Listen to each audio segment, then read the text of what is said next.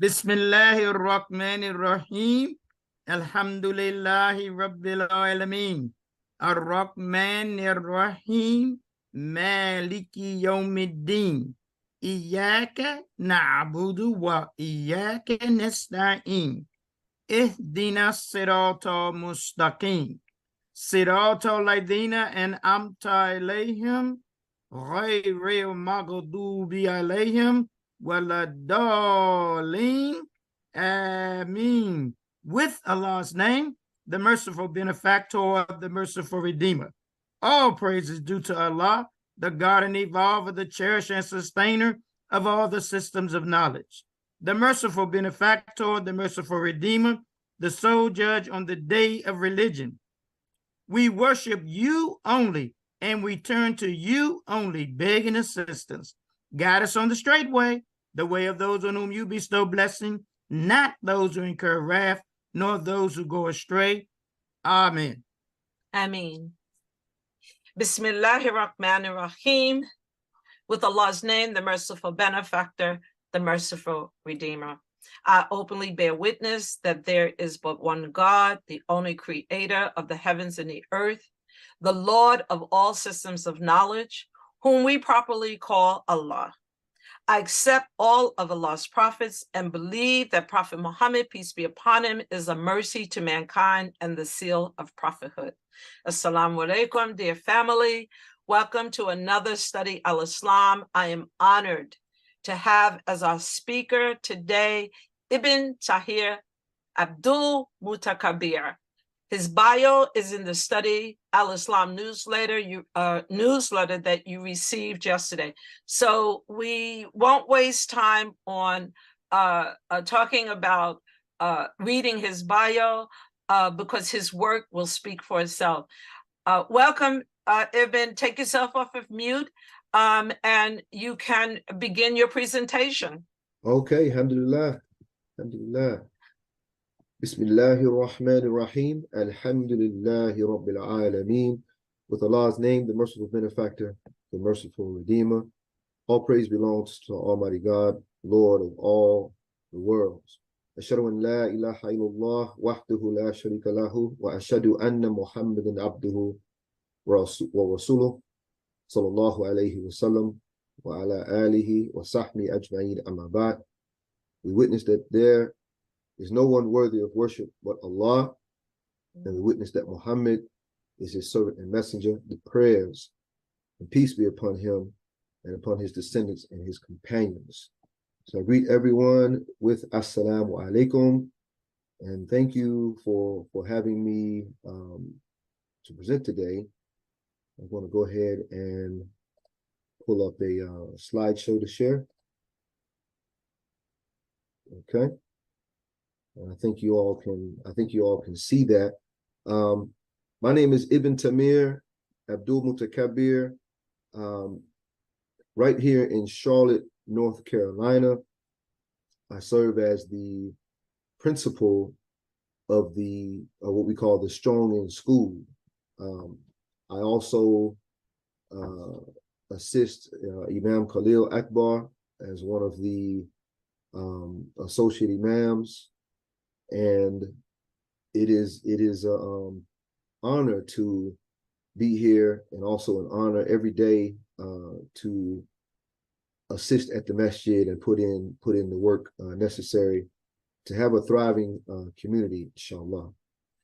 So with that said, I'm going to go ahead and get started. I serve as the principal of the Strong in School. We do call it the Strong in School, and it is a play on words. The full name would be Masjid Ash-Shaheed, Sister Clara Muhammad Strong in School. We are located in Charlotte, North Carolina, 400 West Sugar Creek. This masjid, the building that we have, was built in 2005 from the ground up. It is a long story as to how we got the land to build this masjid, but I'll make it short. It was a blessing for us to be able to acquire the land, and a blessing to be able to raise the money and build a masjid on the property. And one of the most important things with a masjid, the statement, there is a movie where Field of Dreams, where it was whispered, if you build it, they will come. If you build it, they will come. I don't think that's true. Just having a nice building does not mean that you're going to have a vibrant masjid community. You have to put in the work. You have to make sure that the people at the masjid have the learning that they need, the activities that they need, the worship that they need to consistently come to the masjid and grow in the community and their families. So part of that is having a education program at your masjid that the people desire for their children and also for themselves. So I put myself up here with what knowledge base I have. That would be operating the Strong in School. I do have a background in education, specifically with art, but I recently got a master's degree in a field called instructional design. So that focuses on curriculum writing and specifically online learning and teaching. So with the Strong in School, we operate on Sundays mainly, okay? And we get the question often. I don't get it often from us, but from Muslims that are not familiar with our community, they may ask, like, why do you call it Strong in School? So what it says here, a Strong in School is an Islamic school that operates on the weekend. We call it Strong in School as a pun to express it to be the opposite of weak and the best part of the week. We operate mainly on Sundays with other classes and programs scheduled on other days of the week that I'll speak about. So yes, this is a part of our history, I'll say. Growing up, I went to a Sister Clara Muhammad school in Columbia, South Carolina. Imam Omar Shaheed, now Masjid As-Salam in Columbia. And we had the Strong in School because it's the opposite of weak. We even called, we had a room with books on shelves, right? We didn't call it the library, we called it the truth bearer. So that was always a prick at the consciousness of me as a child, not being confused about what the words were, but it would always prick my consciousness to always be aware and conscious of the use of words and the value of the meaning that goes into your subconscious. So we call it the Strong in School.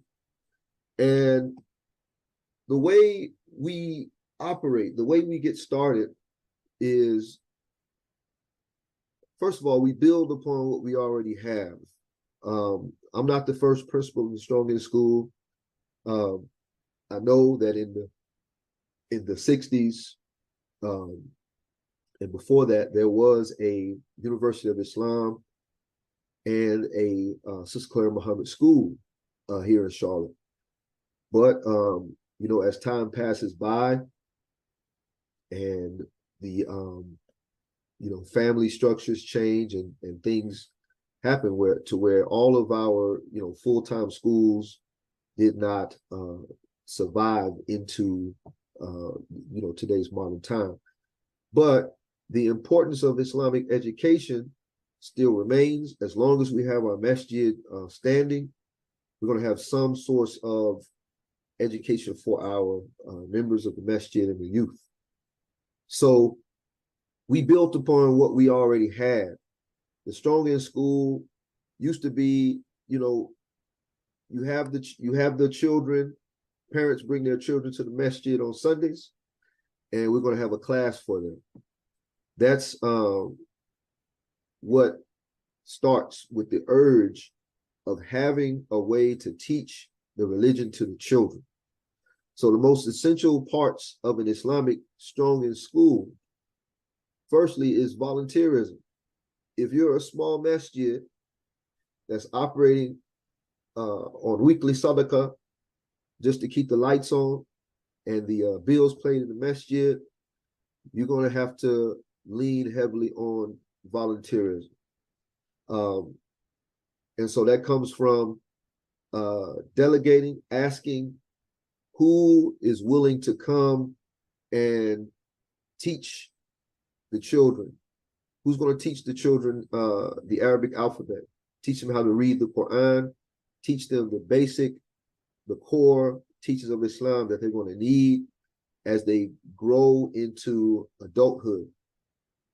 So volunteerism is very important. You have your imam, who oftentimes in our communities, if we're honest, is a volunteer, not on a payroll, or if there is a stipend, it's not something that imam can live off of for the rest of the year. So we lean heavily on volunteerism. The other thing that is needed is funding. So one of the things that we do is we have our fundraisers, the typical fish fry down in the South. So fish fry, car washes, and also just to keep in the front of people's minds that the Strong in School needs funding. Okay, because that brings donations and things like that. Now, also a part of the funding, a part of the funding is to make sure that an account is made that's separate from the Masjid bank account. So our Masjid, we have a Masjid treasurer, where every committee under the Masjid umbrella has a separate account, where if money is donated to the Masjid and they say this is for Islamic education, this is for the Strong in School, our treasurer can funnel that money into our account. Whenever I get a donation, I can give it to my treasurer, and it gets deposited into our education account or Strong in School account. It's very important to have that functioning account and be able to accept donations and funding to keep things going. We use our funding for having our curriculum. We keep a consistent curriculum. We use a curriculum called Weekend Learning, and we also use lectures from the language of Imam Warthuddin Muhammad, specifically the Ascension of the Prophet Muhammad sallallahu alaihi wasallam, with each level and the representative prophet on each level, and how the students can learn from the lesson of what each prophet represents. We use that in our curriculum to keep it in front of the students' minds, not only their Islamic identity, but their identity as African American Muslims, and the historic location, not just our location in Charlotte, but having a presence of knowing who you are and where you are in history, having an affiliation with national affiliation with our Imam, because it doesn't, to some of our youth, they may not realize that presence of mind of knowing who you are and where you are in history, and how much closeness you have with other Muslims around the entire country. I think that moment for my son was when he went down to Camp Khalil down in Florida, the summer camp for our Muslim youth. And there's other people like me, other young Muslims like me. We also have the National Convention as well, but now the young people, when they have that connection it's going to keep them, which is one of the purposes of our Islamic education, retention. We want to make sure that we can't force this to happen, but we want to try our best to have good retention, where the goal is we have young Muslims growing up in their families with their parents to be competent, productive Muslim adults after they turn 18, go to college or trade school, and become productive in the community, inshallah. So volunteerism, funding, and making sure you have a consistent curriculum. Because a lot of our volunteers, if they do not have a background in education or they're not a teacher, we need to have a standard curriculum for them to abide by, objectives to abide by. And as a principal, I make sure that there's a focal point of what is being taught instead of just, showing up every week and just teaching a lesson. We keep a structure so we can show progress for how the students are doing. Now, the way we have our structure generally, and this is loosely based on what you have. Every year we find out what we have by our open house. The open house is, we invite everyone from the Masjid community, even outside of the of our particular Masjid, to come and see what we have to offer for your Muslim education. Okay, because again, this is important. This is what people look for, to be honest, to decide if they're going to come and attend your Masjid. You have to be a service to the Muslim community in your city. So we have these 6 classes, and these were developed based on what audience we have. Okay, so I would say 3 or 4 years ago, we decided to not just have a strong in school for children, but to have classes for adults, because it's very important. If you have a lot of reverts, so to speak, or convert who have their own children, they drop their children off, but if they're not learning as well, it can be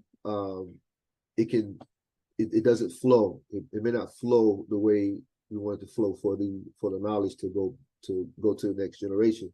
So we have adult classes with Arabic for beginners, intermediate 1 and intermediate 2. We call it at our Masjid QAFM. It stands for Quranic Arabic Freedom Movement.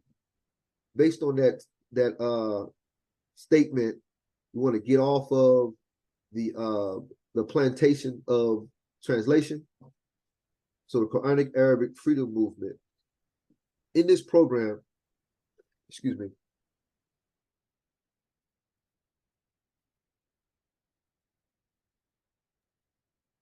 with our Quranic Arabic Freedom Movement, we're able to bring a Muslim from just knowing the Arabic alphabet to being able to open up the Quran and read.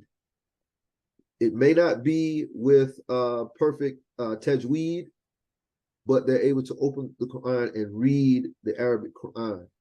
And that is a very, it feels good when you're able to help a Muslim get to that point where they can open the Quran and read it. We have at the intermediate 2 level, we work on vocabulary and the verb forms. And it's at that point they're able to open the Quran, read it, and begin to understand it through the grammar and vocabulary and verb forms. We also started recently the Islam 101. Islam 101 does not operate on Sundays. We operate on Mondays. And this, like I said, being a service to the community, we had, I think this may have happened nationally, actually. just this past Ramadan, we noticed an uptick in a lot of new Muslims, a lot of new shahadas. People coming to take their shahadatain, and then the first thing they ask, where can I learn? Where can I learn more about Islam so that I can practice the religion? So we started the Islam 101 class. It's on Mondays, and we have a 9-week curriculum for our new Muslims. And what happened with the Islam 101 is it's beneficial for everyone. People that have been Muslim for 1 year to people that have been Muslim for 50 years. They come into Islam 101 and able to get acclimated with the core beliefs and practices of the religion. And also recently we implemented what we call Tanzil Thursdays.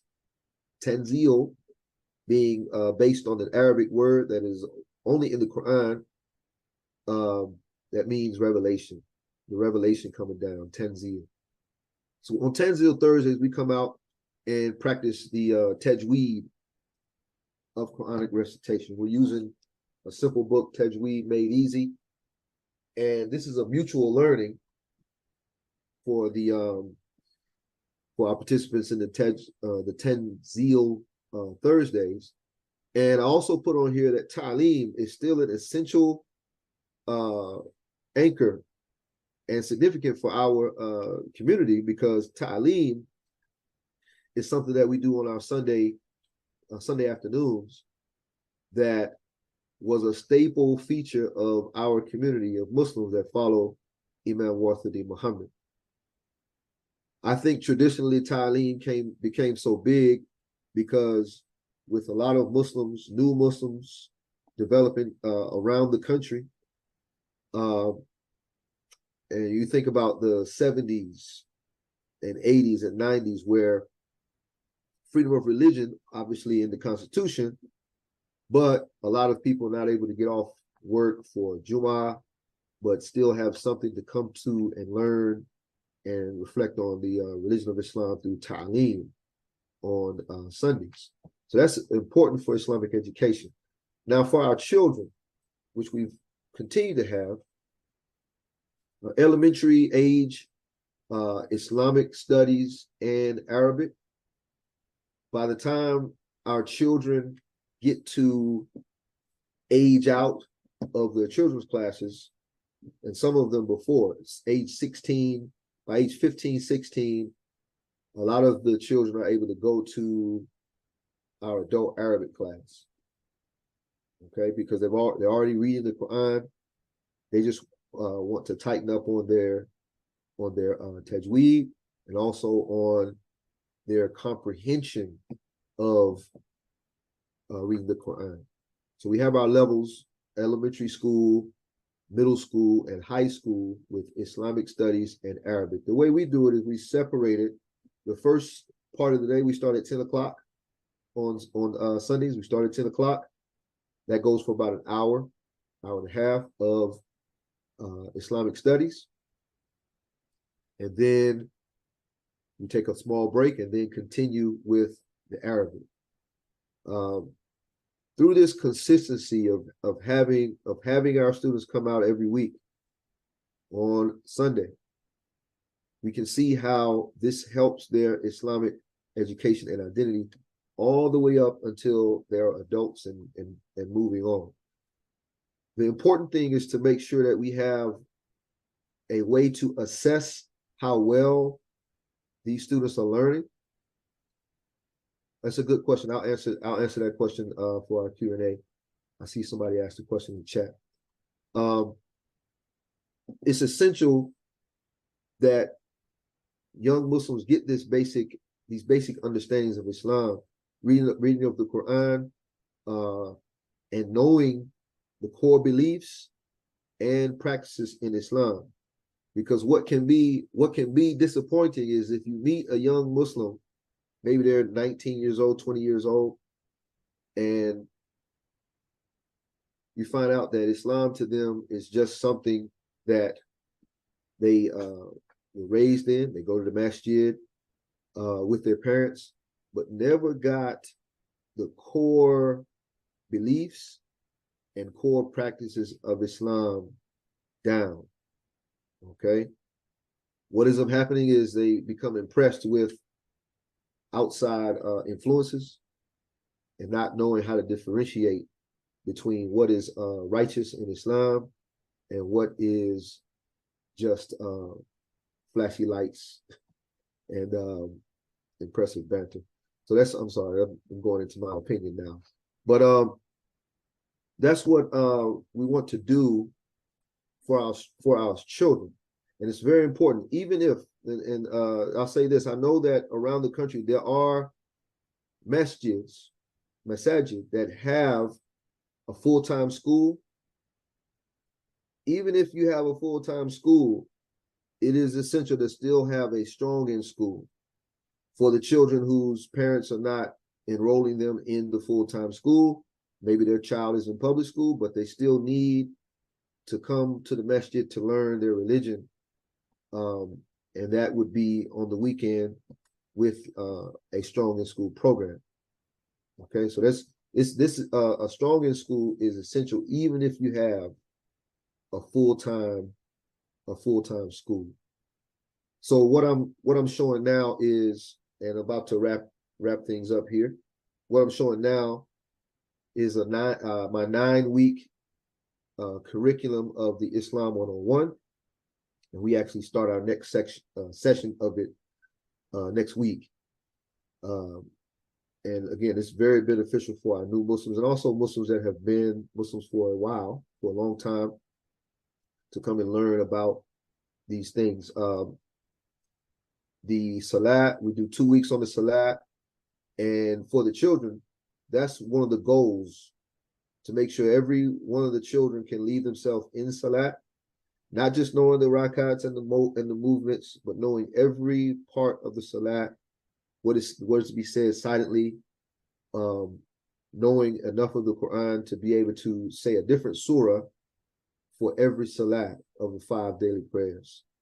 And when those children get that capability, they really can ground themselves in the religion, knowing how to lead themselves in salat, not depending on parents to get them up and to pray. Is very essential. We also go over Islam, the history of Islam in America, the schools of thought, for rote knowledge of these schools of thought. It's important, being a Muslim, to know about these things, and also behavioral mannerisms of Muslims for men and women, adab, the lawful and prohibited in Islam. What I've noticed is a lot of new shahadas, they come into Islam, but they think that they can practice Islam the way they practice their previous religion, meaning 1 day a week religion, and they need to learn about the full practicing of the religion. And it is very enlightening when they come in and take this Islam 101 class. That's our flyer for the Tanzil Thursdays that we have. And as a matter of fact, today, fell on a good day. Today, we're having our open house for our Strong in School. So inshallah, we'll have a good school year. In Charlotte, our Strong in School, we don't have it year round so that we can avoid a burnout. I know it's just 1 day a week, and other days of the week where we have our field trips and things like that. But there is a burnout. So we take a summer break and we have a full summer camp for our children. And then when summer camp is over, we get right back to work with our Strong in School. Okay. Now, I know it's about 10:30 right now. And I think it's good. I can take some questions here. I know the first question was, where can the Tajweed Made Easy books be purchased? Okay. The Tajweed Made Easy books, we purchased them from Taqwa Prints. It's a website, taqwaprints.com. And there's a a website also called the Weekend Learning. It's very good curriculum just for teaching. If you have a strong in school on the weekends. But again, I'll say before you go and buy a weekend curriculum, check them out first. Check them out because as you know, we have schools of thought and different groups of Muslims, in the country. Check the source, make sure it's not something that would lean towards any direction. We want rote. When we get our curriculums, we want rote Islamic knowledge, ROTE, Islamic knowledge. The other teachings, the history of Islam in the country, the language of Imam W.D. Muhammad, we got that covered. But we get the rote information from the Weekend Learning website and also Taqwa Prints. Ibn, can I get you to take down your screen? Yes. Just so we can see you. And if you can, I see someone has asked if you could type in the name of the book, but also can you type in how the community can contact you in order to further this discussion? I mean, we should know that there are many schools across this nation under our supervision. And so we are not short on valid information and references. We're not short on that. We may be short on volunteerism, but we're not short on information, foundational information. So there's another question. Can you share more information on your registration process and the cost? What does your overhead look like in terms of financial operation? Oh, okay, good. Our registration process, we don't charge much. We're not trying to our goal is not to make money with our Strong in School. So we're not looking at profits. We're looking at operational costs. So we only charge $100 per child. And then that actually decreases if a family has multiple children. So it'll be like $100 for the first child, and then $80 for the second child, and third and fourth, so on, just to not have it be a financial burden on families. Our operational costs, once we get our, we are blessed by to have a thriving masjid, to where our treasurer gives us a piece for our budget yearly. Okay? So it wasn't always like this, but alhamdulillah, as the sadaqah grows for the masjid, we get supplement for our budget. So I don't know how transparent I need to be here, but we do have a budget that's given to us yearly, and we also have our yearly fundraisers. Last year we did a fundraiser during Ramadan, and that helped us pretty much for the rest of our year's budget. In previous years, we did a calendar where we did a photo shoot for our children. I took 14 pictures, and they were dressed in future occupations. One child dressed in a hard hat, wants to be an engineer. And now that was my son. He's actually in college now to be an engineer. Wow. Some dressed like a doctor, nurse. One young man was dressed as the imam. We had 12 pictures. We had 14 pictures with future careers and things that the children want to do in the future. And we sold the calendar to the community, and that raised us a good amount of money, almost $2,000. We have fish fries. Yes. No, go ahead, Ibn. Finish your point. Yes, we have fish fries, car washes, those type of things you're going to have to do continuously to raise money, and also that's going to continue to happen. But the operational cost is not uber expensive. We only need to operate with $3,000 to $5,000 for the year. And what's helpful is the budget that's given to us from our Masjid treasurer, and also the small fundraisers that we do that keeps us operating. Now that's just for our strong in school. And again, we don't operate year round. We take 2 months off in the summer. We operate once a week, and we have a monthly field trip or outing for our youth. And we bring in volunteers. So alhamdulillah, that's how we operate our school. I think you've been very transparent, Ibn, based on the information that you've given. It's been very helpful. The calendar, will you be doing that again this year for 2024? Yes. We took a break, with COVID and things like that, but inshallah, we'll do the calendar again this year. It was a success. 2020 was our first time doing the calendar. Well, it was 2019, but the calendar was for 2020. And we're going to do it again this year, inshallah. So inshallah, if Study Al-Islam is still around, I hope that you will offer the calendar to our national community through the Study Al-Islam newsletter. So look forward to that. Let's go on with a few more questions. They ask, can you please put your contact information in the chat? Okay. And thank you for this presentation. Dr. Basima, who is one of our educators, she says, what form of program assessment tools are used to measure and evaluate program success?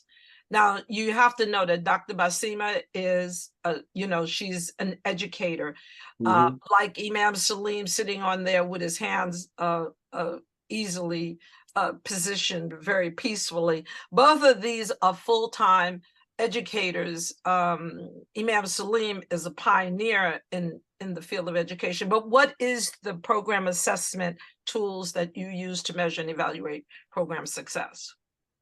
Okay, so one of a few of the things that we do is we assess attendance, because it's hard for them to learn if they're not coming every week. So I have a roster that I keep, and as principal, I go around, see who's coming every week, who's been missing, things like that. We also keep up with who's been tardy often, things like that, because we're only once a week, so we have to make sure that they're getting that information by attendance and tardiness.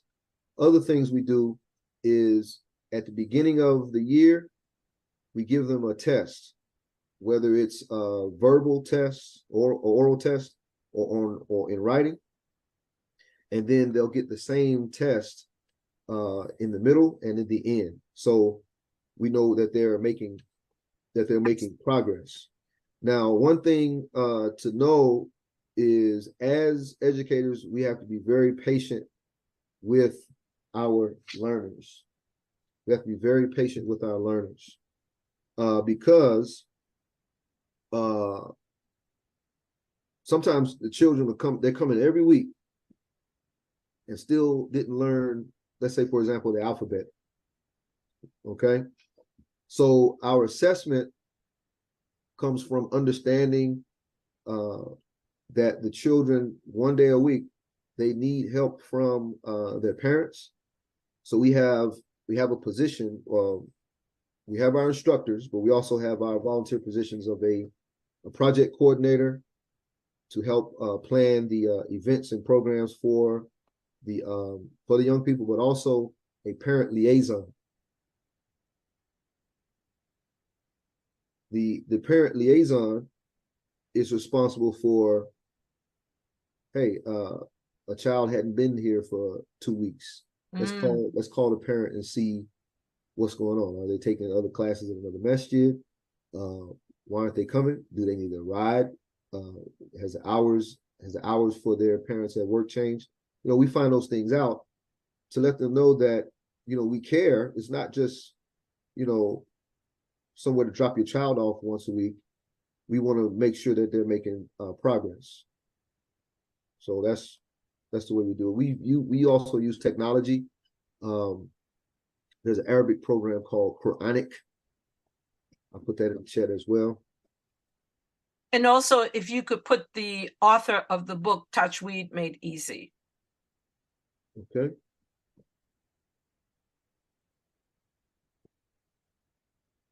It sounds like you're using some very basic and fundamental principles to progress your school and your teaching, which I was listening to the recording that's in this week's newsletter from Imam Muhammad, a message to the people of the world.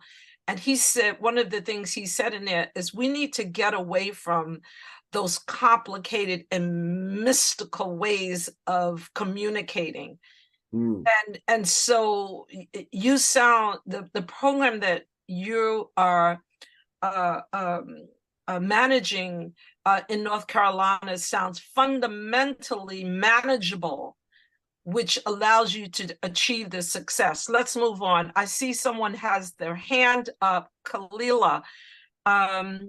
If you have a question, Masha, can you take off? In the meantime, parents liaisons are a great way to connect with families and maintain engagement. So how active are the parents in this program? You know what has really helped parents get more active is when we added the adult classes. Because it's like, oh no, you need to come in here too. Okay, so if the adults are coming in for class as well and they're bringing their children with them, that's been helping us. So, but with the parent engagement, that is important.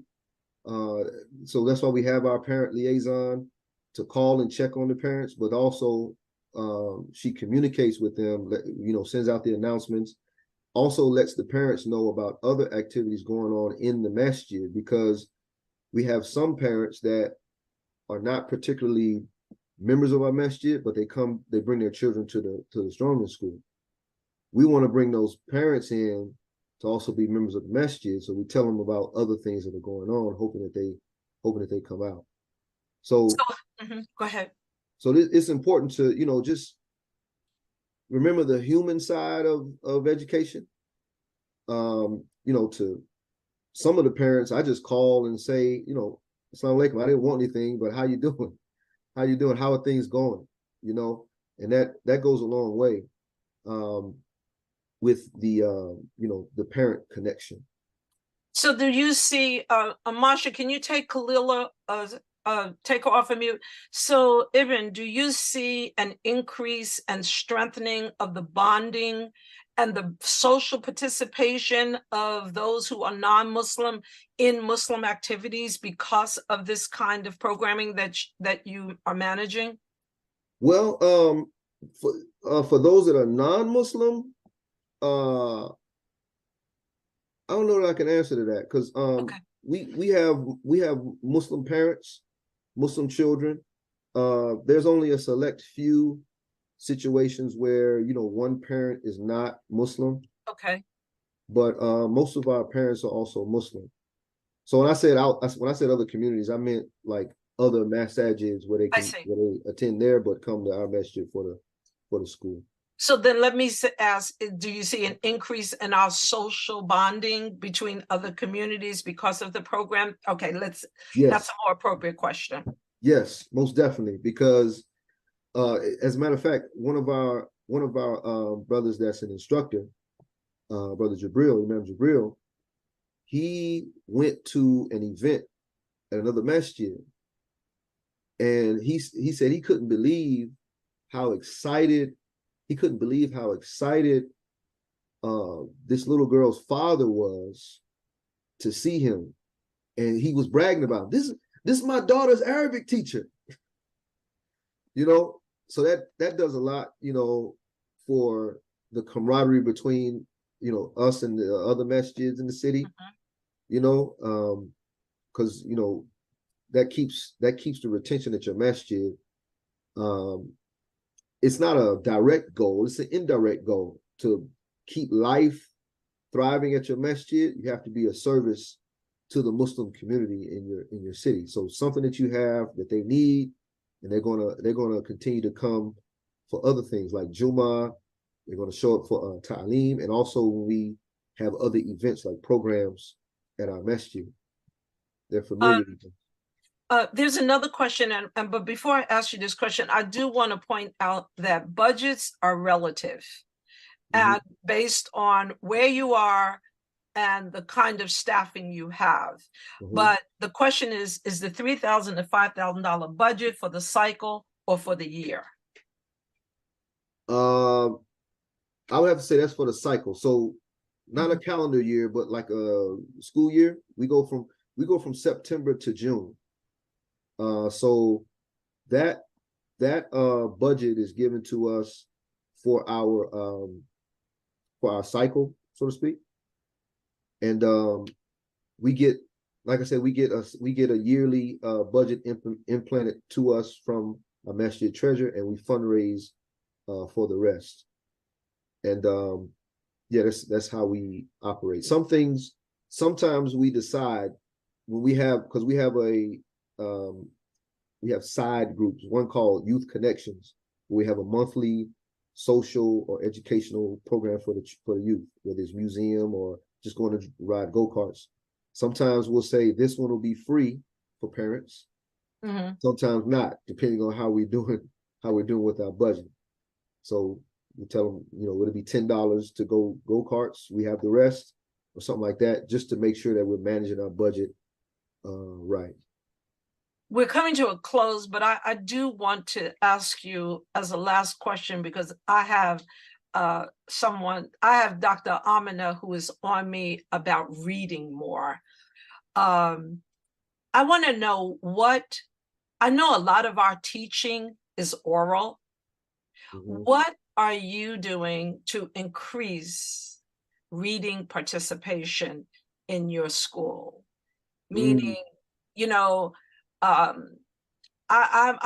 like I said, she's on me about reading more, and as a result, I'm getting ready to join a reading club, a book club, and expanding my knowledge, because she has a wealth of knowledge as a professor of education. So she's raising my standards, but I don't see a lot of that in our schools. I don't hear a lot of it. It may be, I shouldn't say, but what are you doing? And if you're not doing anything, I want you to consider that, because reading is essential. And now you mentioned like reading as in like reading books. Reading book club? Okay. Books, yes. Yeah, so the thing is, like a lot of things that we found out with the pandemic is we actually became more active in the pandemic than we were before the pandemic. I know that may sound like it's impossible, right? But no, with technology, we had a book club. The Surah Club came out of during COVID, and we were doing more online and connecting more online during COVID than we were before. And I don't know how that could be explained, except for, I guess, when you come in person, maybe we don't get a chance to have a conversation with somebody or actually know somebody's name because we're busy and busting around in person. But online, we get face-to-face conversation or to focus on a particular thing. So we have kept those things going online. Like the Islam 101 is in person and online at the same time. It's on Zoom and in person at the same time. But as far as reading, we have clubs for our Strong in School. A cooking club where children, they want to learn how to cook. We have, and one thing that we want to implement is a book club into our Strong in School. Okay, we haven't done it consistently in the past. It's been off and on with encouraging more reading of books I know in class they may read chapters about the life of Prophet Muhammad sallallahu alaihi wasallam, but not something like a book club or something that will encourage the children to read more. So we're going to implement the book club, inshallah, this year. Well, I want to thank you, Ibn, for being here. I'm going to ask one last question, and then we're going to close with this because I have two very important announcements to make. Does your program or the Masjid offer tutoring for students who attend public schools and also college prep classes? No. We focus on their Islamic education. We focus on their Islamic education. So our students that are in public school, we want them to establish their Muslim identity and also their Islamic education. We do have members of the Masjid that are tutors, and things like that. But that wasn't our focus in that. Now, inshallah, when we get the full-time school, of course, we'll be doing all types of education for our children. So I'm going to say thank you very much and close this portion of the program out and say that if there's anyone that's listening that does offer online tutoring or college prep classes, please contact Study Al-Islam so that we can offer your services to our national community and anyone that may need them. These are ways for us to support and help each other to grow our businesses and to grow and offer services. So that is a service that's needed because our children are going to school. Thank you for your service, Imam Ibn. This is from Dr. Jamila. She says, thank you for your service, Imam Ibn. Best regards to you and your family. And on that note, I would say, thank you very much. And we're going to close with two very important announcements. The first is, it has been brought to my attention that a few of our masjids have experienced bomb scares. Now, let me say this before I make these two announcements. I am not trying to throw us in a panic, but information is important. I don't want to see us in a situation where someone says nobody told us. So I am only sharing some of the details and you can follow up. It has been brought to my attention that a few of our masjids have experienced bomb scares. Many of you are probably aware that Masjid Muhammad is one of those places that experienced a bomb scare. It has also been brought to my attention that members are bearing guns when coming to the masjid. So the Honorable Elijah Muhammad introduced us to the importance of having security in our masjids. Imam Muhammad said we should take the good forward with us. The time has come for us to revisit and reinstate a security protocol. Imam Muhammad has advanced our knowledge on how to make a decision to establish protocols that impact our community. It is called Shura. Here is an opportunity for us to put into practice what Imam Muhammad has shared with us. We have Muslim police and experienced security members in our community, and we should invite them and engage them in the discussion for their leadership. The article on Shura has been posted in this week's newsletter that came out yesterday. So again, I'm saying to you, please read the article and then come to your own understanding of how to practice Shura that the Imam has instructed us. But we need to have security in our masjids because we have children, we have pioneers, we have community members that we love. Now, the second announcement. yesterday, I attended a janazah of a Muslim sister who was murdered as a result of a hate crime, who looks just like you and me. She was abducted in Prince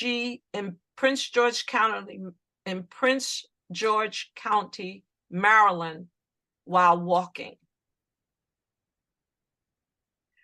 You can Google it. I'm not going to read or share or describe the manner in which she was murdered because it is too horrific. And I'm not trying to sensationalize this. So you can read about it on your own. The point of me bringing this up is for sisters who are wearing scarves in the public and for sisters in general.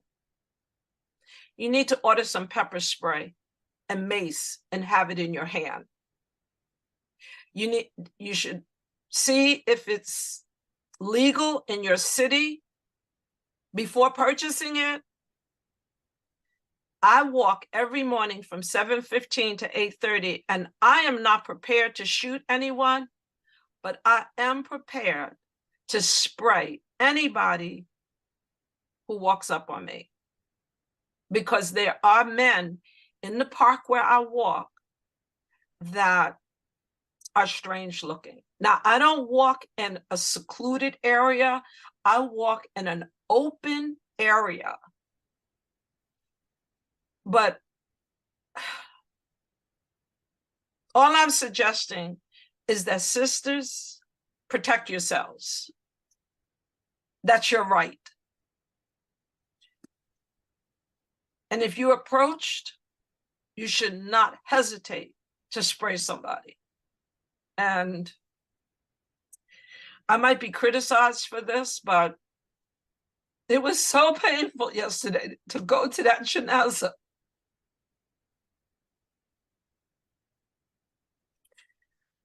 If you're receiving the newsletter, please visit studyofislam.com and subscribe if you're not receiving it. And I want to thank everyone for the donations that they send to Study Al-Islam. And please donate to continue to keep Study Al-Islam going. Thank you for joining Study Al-Islam. And if there's a topic that you would like to know more about, send an email to studyalislam@gmail.com. Brother Imam, can you close us in prayer?